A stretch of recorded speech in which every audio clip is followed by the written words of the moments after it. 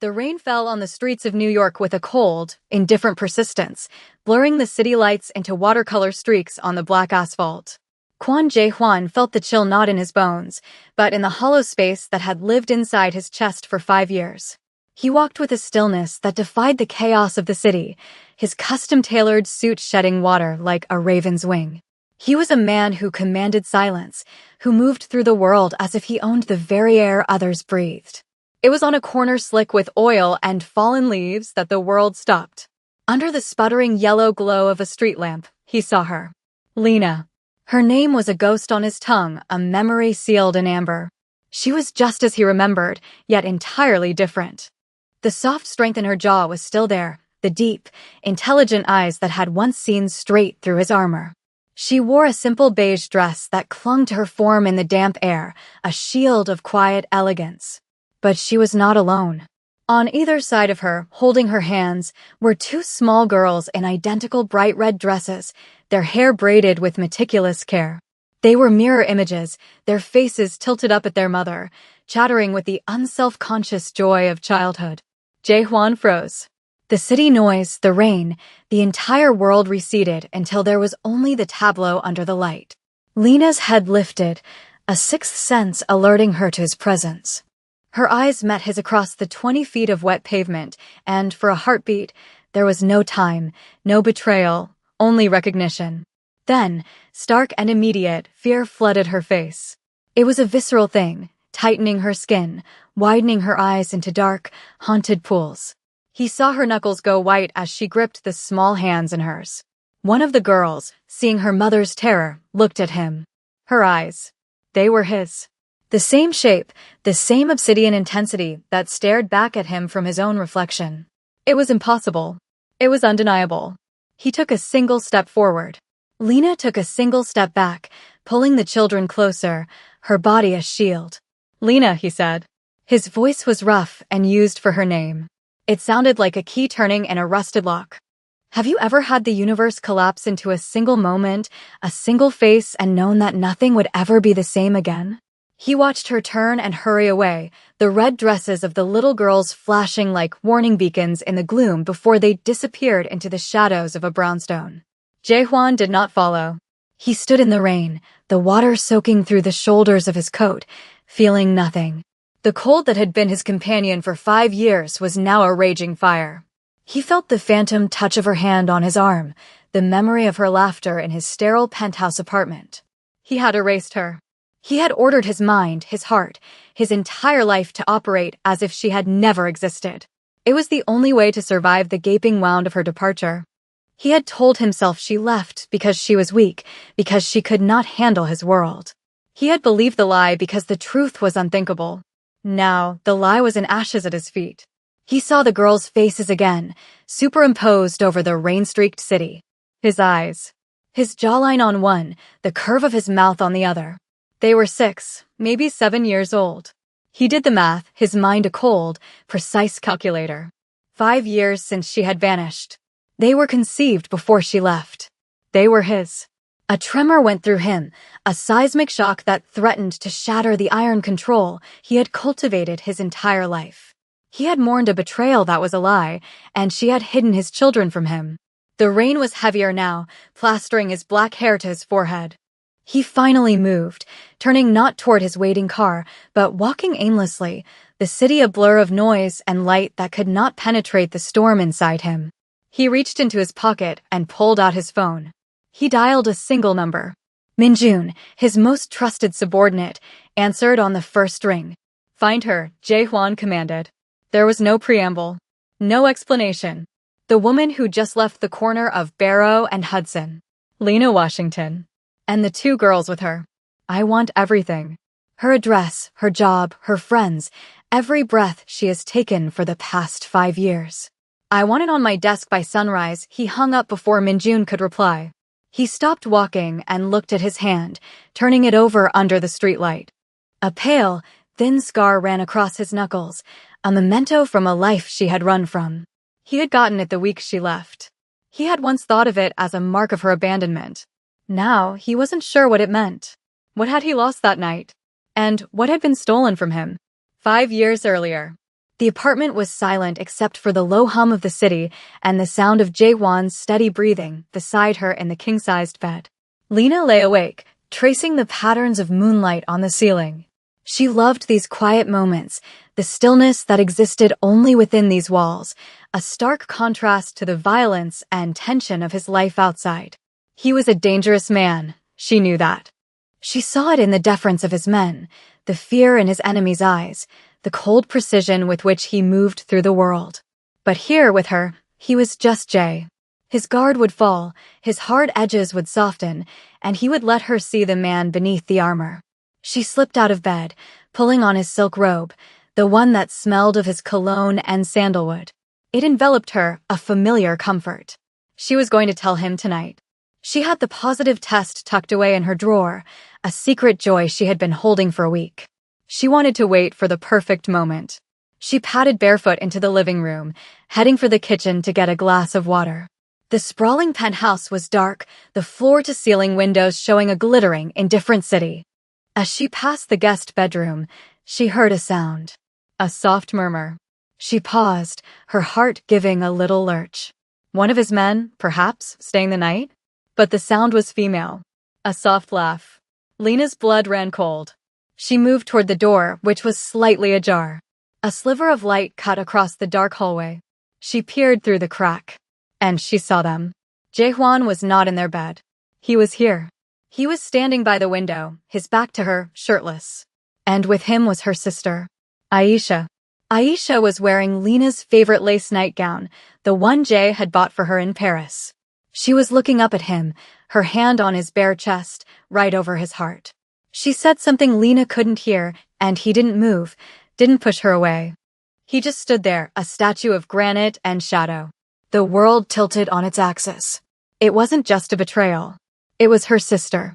The one person in the world she had trusted implicitly. The room felt airless, the walls closing in. Lena backed away from the door, her hand flying to her mouth to stifle a sob. She couldn't breathe. She saw the scene on a loop, her sister's hand on his chest, the intimacy in her gaze, his stillness, his acceptance. She stumbled back to their bedroom, her movements frantic, clumsy. She ripped off his robe as if it were on fire. She dressed in the dark, her hands shaking so violently she could barely zip her jeans. She grabbed her purse, her keys. She didn't pack a bag. She didn't take anything that belonged to him, that belonged to this life. She just ran. She fled the penthouse, the doorman barely registering her tear-streaked face as she bolted into the pre-dawn chill, leaving behind a life that had just been revealed as a beautiful, elaborate lie. The positive pregnancy test remained in the drawer, a secret that now felt like a curse. Present day. The library was Lena's sanctuary. The hushed quiet, the smell of old paper and binding glue, the endless rows of stories that were not her own. It was a place of order, a fortress she had built against the chaos of her past. She was shelving books in the history section when a man in a pristine dark suit approached her. He was not one of the usual patrons. He moved with a quiet purpose that set every nerve in her body on high alert. "Ms. Washington?" he asked. His voice was polite, but his eyes were not. They were sharp, assessing, missing nothing. She recognized the look. It was the same look all of Jae-hwan's men had. "I'm Min-jun," he said, confirming her fear. "Mr. Kwon would like to speak with you." Lena's heart hammered against her ribs. She clutched a heavy volume of world history to her chest like a shield. "I have nothing to say to him. That is not a request," Min-jun said, his tone still maddeningly calm. He held out a sleek, black burner phone. "He will call this number in 1 hour. Please answer it." It was a threat delivered with the grace of a business transaction. He placed the phone on the shelf next to her, a dark omen amidst the dusty books. Then he turned and walked away, disappearing as silently as he had arrived. Lena stared at the phone. It felt like a bomb. For 5 years, she had lived in a state of carefully managed fear, always looking over her shoulder, always ready to run. She had created a small, safe world for her daughters, Sana and Minji.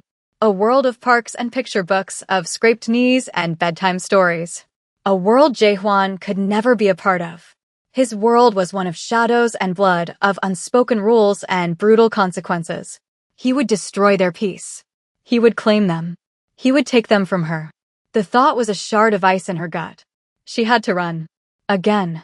But where could she go that he could not find her? He had found her here, in the biggest city in the world, where she had believed she was invisible.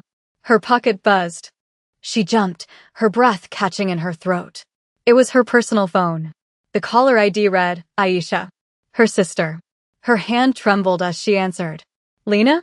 Hi, I was just thinking about you. Aisha's voice was smooth as silk, the same voice that had offered comforting lies for years.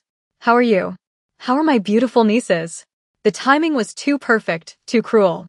Lena felt a wave of nausea. Was she involved? Had she told him? We're fine, Aisha, Lena said, her voice tight. I have to go, is everything all right? You sound stressed. The faint concern was worse than open hostility. It was a twisting of the knife that had been lodged between her ribs for 5 years. I'm just busy, Lena lied, ending the call. She looked from her own phone to the burner phone on the shelf. 2 different worlds, 2 different betrayals, both converging on her in this quiet, peaceful library. The clock was ticking. In 1 hour, he would call. And she had no idea what she was going to do. Jae-hwan sat in his office. The skyline of Manhattan spread out before him like a kingdom he no longer cared for. The report from Minjun was on his desk. Lena Washington, 32. Employed as a librarian at the City Public Library.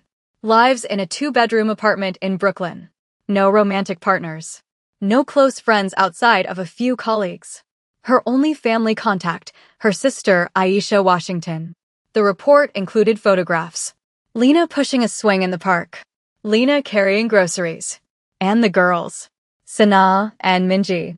One of them had a small gap between her front teeth when she smiled. The other had a serious, watchful expression. His expression. He picked up a photo of Minji staring directly at the camera, her dark eyes unblinking. It was like looking at a photograph of himself as a child. A child he never knew he had. The rage was a cold, clean thing now. It had burned through the shock, leaving behind a diamond-hard certainty. He had been deceived on a scale so profound it defied comprehension. He sifted through the timeline in his head. Lena had vanished. The next morning, Aisha had come to him, her face a mask of sisterly concern. She's gone, Jay, she had said, her voice trembling. She told me she met someone. An artist. She said she couldn't live this life anymore. She said she was sorry he had believed her. It had fit the narrative he had already constructed about Lena's fragility. He had been a fool. An absolute, blind fool. He had let another person's words define the woman he loved. He had not questioned it. He had sealed the wound, buried the memory, and moved on. An empire of denial. But why would Lena run? The scene Aisha had described of Lena confessing to an affair felt wrong. It wasn't her. Lena was direct. If she was unhappy, she would have faced him. She would have fought. She would not have slunk away in the night like a thief. Unless she had seen something. Or thought she had. His mind replayed that night. He had been in a meeting that ran late. He came home exhausted. He remembered going to the guest room to avoid waking Lena. He remembered Aisha being there, waiting for him. She had been staying with them for a week. She had a glass of whiskey for him. She was talking, something about her career, her frustrations. He hadn't been paying much attention. He remembered her putting her hand on his chest, her voice getting low, intimate. He remembered a flicker of annoyance. And then, nothing. The memory was blank until the next morning when she told him Lena was gone. He picked up the burner phone. It was time. He would get the truth. Not Aisha's version. Not his own flawed reconstruction. He would get it from Lena. And then he would bring his children home. The burner phone rang, its shrill, electronic tone an assault on the quiet of Lena's small apartment. The girls were asleep, their small bodies curled up in their shared room, blessedly unaware of the storm that was about to break over their lives. Lena stared at the phone on her kitchen table, her hand shaking as she reached for it. She pressed the answer button, her throat too dry to speak. Lena, his voice was unchanged. Low, controlled, each syllable a precisely weighted stone.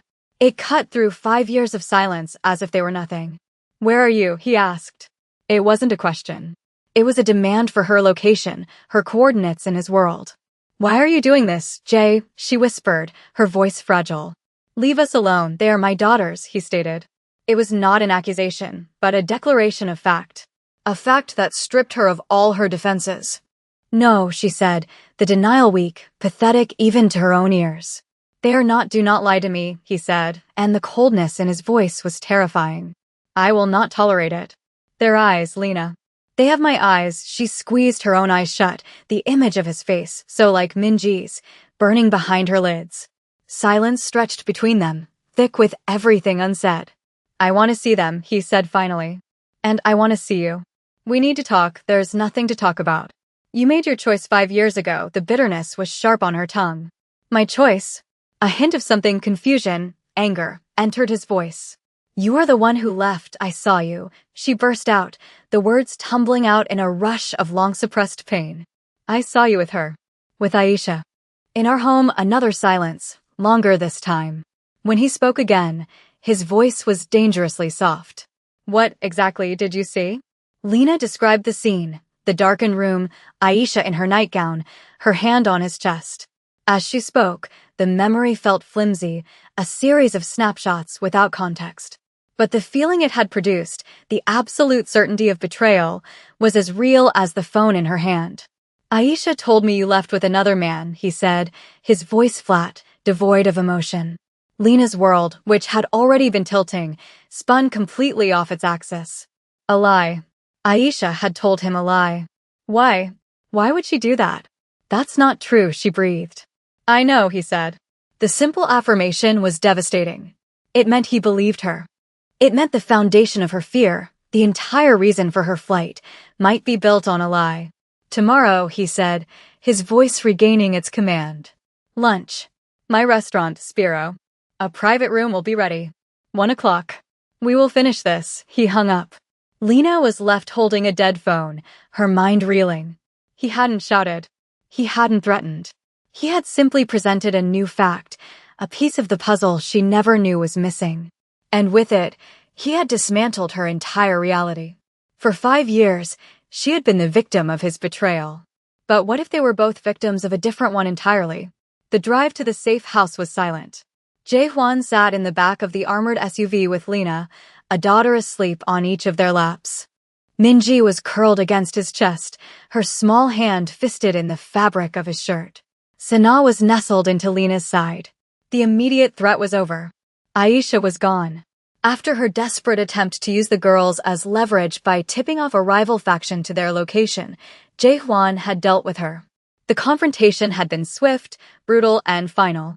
He had met her in a sterile warehouse by the docks, the air thick with the smell of salt and decay. Lena had been there, standing behind him, a silent, steely presence.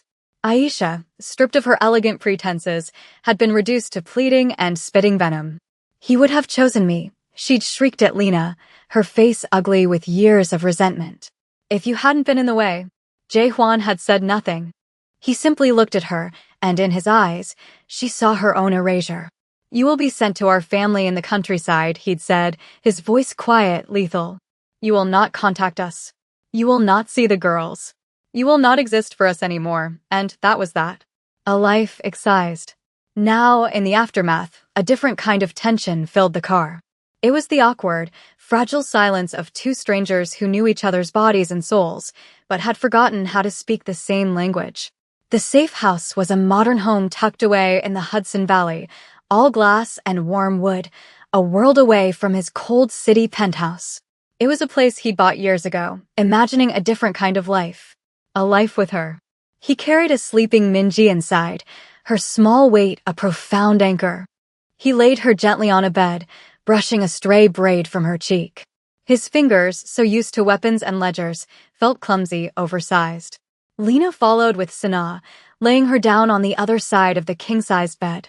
For a moment, they stood on opposite sides of their sleeping children, the bed of vast, empty space between them. Are they safe here? Lena asked, her voice barely a whisper. No one can find this place, he assured her. I built it to be invisible. He walked to the kitchen and began to move with quiet efficiency, pulling ingredients from the refrigerator. He started making jjigae, the spicy stew she had always loved. The familiar, comforting aroma began to fill the house, a ghost of their shared past. Lena watched him, her arms wrapped around herself. He was still a dangerous man. But she was seeing him now not as a mafia boss, but as a father. A man who had been lied to. A man who had lost 5 years. She had run to protect her children from his world, but in doing so, she had denied them their father and denied him his daughters. The weight of that truth was immense. He served the stew, and they ate in near silence at a large wooden table, the sleeping girls visible through the open bedroom door. It was a fragile, surreal domesticity. The first step in a world neither of them knew how to navigate. Later that night, after the girls were tucked into their own room, a profound quiet settled over the house. The rain started again, a gentle drumming against the glass walls. It was the same sound as the night he found them, but it felt different now. Cleansing, not menacing. Lena stood by the massive living room window, watching the water trace paths down the pane. Jae-hwan came to stand beside her, not touching, but close enough that she could feel the heat radiating from him. The space between them was charged with 5 years of questions, grief, and anger. "I'm sorry," she said, her voice soft. The words were for everything. For running. For not trusting him enough to confront him. For hiding his children. "I was so scared. You had every right to be," he said, his voice a low rumble. He looked at his own reflection in the glass, at the hard lines of his face. "I never gave you a reason to feel safe in my world. I only ever showed you the walls, not the door." He turned to face her. In the dim light, the shadows softened his features, revealing the exhaustion and pain he kept so well hidden. That night he began, his voice strained. "Aisha." She came to the guest room. "I was tired. I didn't want to wake you." She talked. She put her hand on my chest. I was about to push her away. "And then you were gone." He finally looked at her, his dark eyes holding hers. "I should have come after you. I should have torn the world apart to find you. But she told me you were with someone else." My pride. It was easier to believe the lie than to face the truth that you could leave me. He reached out, his hand hovering in the air between them for a heart-stopping moment before his fingers gently brushed her cheek. The almost touch that had been a prelude to conflict was now a tentative bridge. She didn't flinch. She leaned into his touch, a silent surrender. "I never stopped loving you, Lena," he whispered, the confession raw, torn from the deepest part of him. Not for a single day. Tears she hadn't realized she was holding back began to fall. He wiped them away with his thumb, his touch infinitely tender. He lowered his forehead to hers, their breath mingling in the small space between them. This was the real reunion. Not the shocked confrontation on a rainy street, but this quiet, painful, and honest reckoning. He closed the remaining distance, and his lips met hers. The kiss was not hungry or demanding. It was a kiss of profound relief, of homecoming. It was the taste of forgiveness, of 5 lost years, and the hesitant promise of a new beginning. In that moment, surrounded by the sleeping sounds of their children and the gentle rhythm of the rain, the walls they had built around their hearts finally began to crumble. 1 week later, the house had started to feel like a home. The girls' laughter echoed in the hallways, a sound that Jae-hwan was quickly learning he could not live without. He found he was a student of his daughters.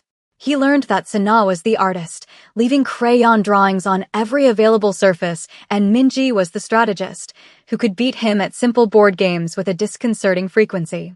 He learned the specific cadence of their bedtime story requests and the exact way they liked their toast cut. Each new discovery was a gift, a small piece of the 5 years he had lost. Lena watched him with a cautious heart. She saw the way his entire posture softened when one of the girls ran to him, the way a small, rare smile would touch his lips when they said something funny. This was the Jay she had fallen in love with, the man who had existed only for her. Now he was expanding, making room in his fortified soul for 2 more people. But the outside world still existed. Minjun arrived one afternoon, his presence a stark reminder of the life they had temporarily escaped. He and Jae-hwan spoke in low, clipped Korean in the study. The door closed. Lena could feel the tension return to the house, a low hum of anxiety. She stood at the kitchen counter, chopping vegetables with more force than necessary. When Jae-hwan emerged, his face was set in its familiar, unreadable mask. "There is a problem," he said. "A consequence of Aisha's actions. It must be dealt with." Fear, cold and familiar, coiled in Lena's stomach. "What does that mean?" she asked, her voice sharp. "Are we in danger?" "You are not," he said, the assurance absolute. I will handle it. He was going to leave. He was going to step back into that world of violence and shadows, and the fragile peace they had built here would be shattered. Don't go, she said, the words surprising her with their force. Let your men handle it. Stay here. He looked at her, and she saw the conflict in his eyes. The pull of his old life, the responsibilities he could not simply abandon, versus the new reality of this family. Lena, this is who I am. No, she countered, stepping closer to him. It's what you do. It's not who you are. Who you are is the man who spent an hour this morning searching for a missing pink unicorn for his daughter. Who you are is the man who hums when he cooks. Don't let them take that away. Her hand found his, her fingers lacing with his. She felt the thick scar across his knuckles. It was no longer a symbol of their separation, but a part of the man she loved, a testament to the life he had survived. He looked down at their joined hands, then back up at her face. For a long moment, he was silent. Then he pulled his hand away, walked back into the study, and shut the door. Lena's heart sank. He had chosen his old life. A few minutes later, he came back out. He held his phone in his hand. It is done, he said. Minjun will handle the rest. I'm staying. The relief that washed over her was so powerful it made her knees weak. It was a choice. A deliberate, definitive choice. He had chosen them. He had chosen this. He walked to her, took the knife from her hand, and placed it on the counter. He framed her face with his hands, his gaze intense. I will protect this, he said, his voice thick with emotion. You, the girls, this life. Whatever it takes, it was the most sacred vow he could make. 1 year later, the rain fell against the windows of their new home, a sprawling apartment that overlooked not the harsh grit of the city, but the gentle green of Central Park. It was a compromise, a place of light and air that was still fortified, still safe. Inside, the sound of the rain was a soothing backdrop to a scene of chaotic, happy domesticity. Sana and Minji, now 7, were building an elaborate pillow fort in the center of the living room, their chatter punctuated by fits of giggles. Jaehwan was on the floor with them, a look of serene concentration on his face as he tried to balance a cushion atop their unstable structure. He wore a simple gray sweater, the sleeves pushed up to his elbows. He looked nothing like a mafia boss and everything like a father. Lena watched them from the archway of the kitchen, a mug of tea warming her hands. A year had passed. A year of healing, of learning, of building something new from the wreckage of the old.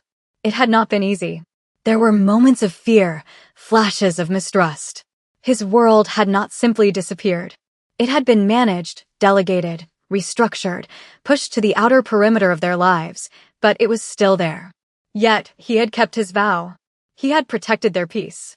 He had shown up every day, not just in body, but in spirit. He had learned to trade commands for requests, to replace cold silence with quiet conversation. He was still the powerful, controlled man she had fallen in love with, but his power was now directed inward, toward nurturing and protecting his family. The pillow fort collapsed, and the girls shrieked with laughter, burying their father in a pile of cushions. He emerged, feigning defeat, and pulled them both into a hug, his deep laugh joining theirs.